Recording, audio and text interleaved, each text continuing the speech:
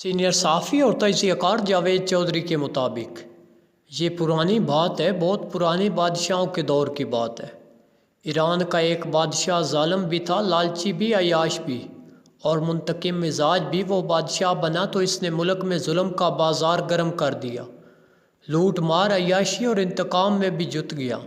ملک کے حالات خراب ہو گئے، بازار سنسان ہو گئے، لوگ نقل مکانی کرنے لگے، کھیت اور کارخانے اجڑ گئے، ملک میں خشک سالی اور قحط پڑ گیا۔ لیکن بادشاہ کے کان پر جوں تک نہ رینگی۔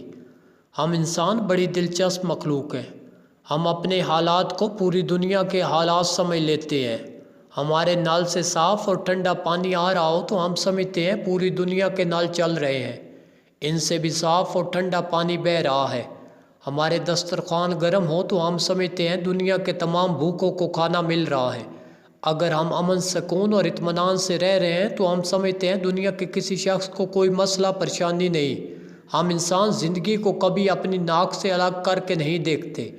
شاید یہی وجہ ہے کہ عوام جب روٹی روٹی کا نعرہ لگاتے ہیں تو بادشاہ لوگ حیرت سے پوچھتے ہیں اگر انہیں روٹی نہیں مل رہی تو یہ کیک کیوں نہیں کھا لیتے؟ بادشاہ لوگ ٹھیک کہتے ہیں، کیونکہ ان بیچاروں کو علم ہی نہیں ہوتا کہ دنیا میں روٹی بھی مسئلہ ہے۔ ہم انسان جب عیاشی میں ہوتے ہیں تو ہم قدرت کے انتقام، برے دنوں کی چاپ اور اپنے سر پر لٹکتی ہوئی مصیبت کی تلوار کو محسوس نہیں کر پاتے۔ ہم یہ سمجھ بیٹھتے ہیں عیش و عشرت کا یہ سلسلہ قیامت تک جاری رہے گا، ہمارا اقبال کبھی سرنگوں نہیں ہوگا۔ لیکن قدرت کسی کی رشتہ دار نہیں ہوتی، یہ کائنات اللہ تعالیٰ کے چند اصولوں پر استوار ہے۔ اللہ تعالیٰ کسی شخص کے لیے اپنے اصول نہیں توڑتا۔ وہ بادشاہ بھی ایسا ہی کتا فہم تھا، وہ سمجھتا تھا اس کا اقتدار، اس کا اقبال اور اس کا اختیار کبھی زوال پذیر نہیں ہوگا، وہ دنیا میں اسی طرح عیش و عشرت میں رہے گا۔ بادشاہ کے مختلف اشکال میں شکار بھی شامل تھا۔ آپ اگر با اختیار ہوں، با اقتدار ہوں اور آپ کے پاس دولت بھی ہو تو آپ کا دل بے اختیار شکار کی طرف مائل ہو جاتا ہے، کیونکہ آپ جب معصوم جانوروں کو اپنے کتوں کے جبڑوں میں تڑپتے ہوئے دیکھتے ہیں، یا آپ کا بے رحم تیر ہرن کی گردن سے پار ہوتا ہے، یا آپ کی رائفل سے نکلنے والی گولی چیتے اور شیر جیسے جانوروں کو زمین پر تڑپنے پر مجبور کر دیتی ہے، تو آپ کے اقتدار، آپ کے اختیار کا نشہ بڑھ جاتا ہے، آپ خود کو زمین کا خدا سمجھنے لگتے ہیں۔ وہ بادشاہ بھی شکار کے لیے جاتا تھا اور جنگل میں کئی ہفتوں تک شکار کھیلتا تھا۔ وہ معمول کے مطابق ایک بار شکار کے لیے گیا، ماضی کی کہانیوں کی طرح وہ بھی راستہ بھول گیا۔ وہ ساتھیوں سے الگ ہوا، اس کے گارڈز، اس کا لشکر کسی دوسری سمت نکل گیا۔ بادشاہ کا گھوڑا اسے جنگل کے کسی اندھیرے گوشے میں لے گیا۔ بادشاہ تھک چکا تھا، وہ سستانے کے لیے ایک درخت کے نیچے لیٹ گیا اور اسے نیند نے زیر کر لیا۔ بادشاہ نے نیند کے دوران اپنی سانس کو اکھڑتے ہوئے پایا۔ اسے محسوس ہوا جیسے وہ کسی شخص شکنجے میں پھنس گیا ہے، وہ شکنجہ اسے آہستہ آہستہ دبا رہا ہے اور وہ کسی بھی وقت اس کی جان نکل جائے گی۔ اس نے ہڑبڑا کر آنکھیں کھولی تو اس نے ایک انتہائی خوفناک منظر دیکھا۔ بادشاہ کو ایک اژدھے نے جکڑ رکھا تھا، بادشاہ کے پورے جسم سے اژدھا لپٹا تھا اور اژدھا پھن پھیلا کر اس کے منہ کے سامنے کھڑا تھا۔ بادشاہ کے منہ پر اژدھے کی پھنکاروں کی فوار پڑ رہی تھی۔ بادشاہ بار بار اژدھے کی زبان کو اپنے گالوں، اپنے ماتھے، اپنے ہونٹوں تک آتا ہوا محسوس کر رہا تھا۔ بادشاہ کی جان نکل گئی، وہ اپنا آخری وقت اپنے سامنے دیکھ رہا تھا۔ اژدھا ایک پیر تک بادشاہ کے بدن سے لپٹا رہا، وہ بار بار اپنی زبان بادشاہ کے گالوں سے رگڑتا تھا، اس کے جسم کو اپنے شکنجے میں کستا تھا۔ شام کو اچانک اژدھے نے آسمان کی طرف دیکھا، گردن ہلائی، اپنے بال کھولے اور آہستہ آہستہ سرکتا ہوا جنگل میں غائب ہو گیا۔ بادشاہ سجدے میں گرا، اللہ تعالیٰ کا لاکھ لاکھ شکر ادا کیا۔ بادشاہ کے ساتھی چند لمحے بعد اس کے پاس پہنچ گئے۔ بادشاہ محل میں واپس آیا، اس نے اسی وقت عیش، حرص، ظلم، ناانصافی اور بے ایمانی ترک کر دی۔ اس نے اپنی باقی زندگی ملک و قوم کے لیے وقف کر دی۔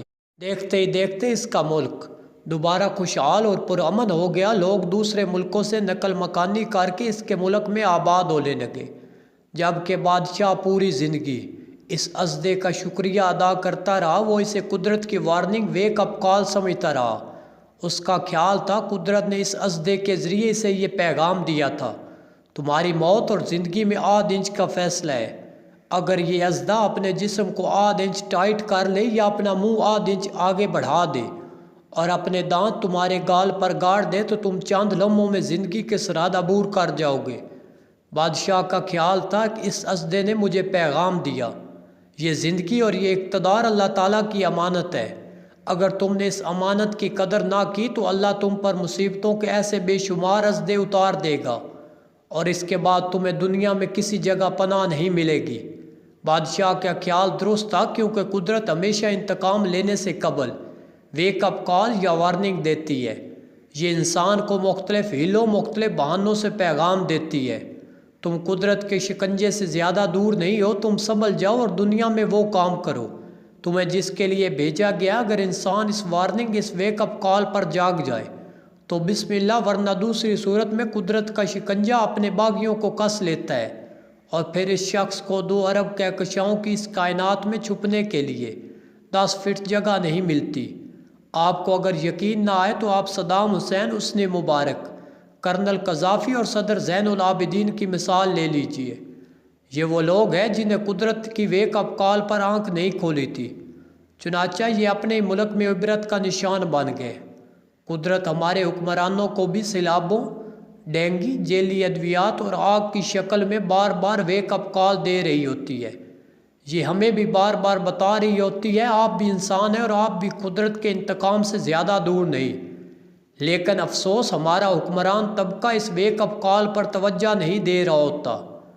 آپ ہر سال دیکھنے یہ سیلاب آتے ہیں، یہ سیلاب بار بار یہ پیغام دے رہے ہیں آپ اپنا نظام ٹھیک کر لیں، آپ ڈیم بنا لیں، آپ پانی کو روکیں، ورنہ دوسری صورت میں دریا جب اپنے کناروں سے باہر نکلتا ہے تو پھر یہ کسی کی پرواہ نہیں کرتا، یہ راستے میں آنے والے ہر انسان کو بہا لے جاتا ہے۔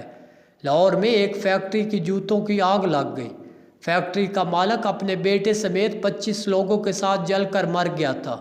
کراچی میں گارمنٹس فیکٹری میں آگ لگی، 300 لوگ زندہ جل کر مر گئے۔ یہ وہ واقعات تھے جو حکمرانوں کو چیخ چیخ کر بتا رہے تھے۔ ہمارے ملک میں سیلاب سے بچنے، آگ میں پھنسے لوگوں اور ملبے تلے دبے انسانوں کو نکالنے کا کوئی انتظام موجود نہیں، مگر حکمران کانوں میں روئی ڈال کر بیٹھے رہتے ہیں۔ آپ تصور کیجئے اگر خدا نخواستہ کسی دن سیلاب نے وزیر اعظم ہاؤس، ایوان صدر، parliament house, governor house, chief minister house یا رائے ونڈ کا رخ کر لیا، یا کسی دن خدا نخواستہ ایوان صدر، وزیر اعظم ہاؤس یا رائے ونڈ میں آگ لگ گئی، تو کیا حکمران طبقے کا حشر بھی کراچی کے فیکٹری ورکروں جیسا نہیں ہوگا؟ یہ واقعات ہم انسانوں کو بتاتے ہیں کہ اب بھی وقت ہے، آپ لوگ اب بھی سنبھل جائیں، آپ سسٹم کو ٹھیک کر لیں، ورنہ آپ بھی 5 فٹ 10 انچ کے عام انسان ہیں۔ اگر قدرت نے آپ پر آدھ انچ کا دائرہ تنگ کر دیا تو شاید آپ کے خاندان بھی نہ بچیں، کیونکہ آگ، پانی اور وبا دنیا کے کسی بادشاہ کے اقتدار کو نہیں مانتی۔ یہ نہیں جانتی کہ آگے نواز شریف ہے، شہباز شریف ہے، عمران خان ہے یا آصف علی زرداری۔ یہ اللہ کے عذاب ہیں اور اللہ کے عذاب انسانی سروں سے گزرتے ہوئے کبھی شناختی کارڈ چیک نہیں کرتے۔ بادشاہ ہو یا گداگر، یہ سب کو بہا لے جاتے ہیں۔